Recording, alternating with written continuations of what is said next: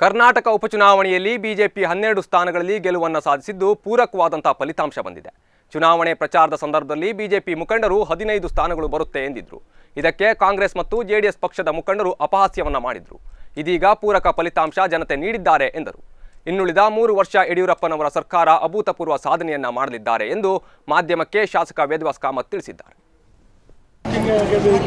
ಕರ್ನಾಟಕದ 15 ಸ್ಥಾನದ ಬೈ ಎಲೆಕ್ಷನ್ನ ಫಲಿತಾಂಶ ಬಂದಿದೆ. ಭಾಳ ಪೂರಕವಾದ ಫಲಿತಾಂಶ ಬಂದಿದೆ.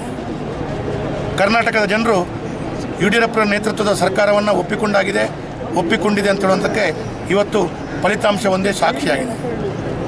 ಈಗಾಗಲೇ ಈ ಹಿಂದೆ ಫಲಿತಾಂಶ ಬರುವ ಮುಂಚೆ ನಮ್ಮ ಪಕ್ಷದ ನೇತಾರರು ಎಲ್ಲರೂ 12 ಸ್ಥಾನ ಬರ್ತದೆ, 15 ಬರುವಂಥದ್ದು, ಇದರ ಬಗ್ಗೆ ಎಲ್ಲ ಉಲ್ಲೇಖ ಮಾಡಿದಾಗ ಕಾಂಗ್ರೆಸ್ ಮತ್ತು ಜೆಡಿಎಸ್ ಪಕ್ಷದ ನಾಯಕರುಗಳು ಭಾಳಷ್ಟು ವಿಚಿತ್ರ ರೀತಿಯಲ್ಲಿ ಮಾತಾಡ್ತಾ ಇದ್ರು. ಆದರೆ ಇವತ್ತು ಆ ಫಲಿತಾಂಶ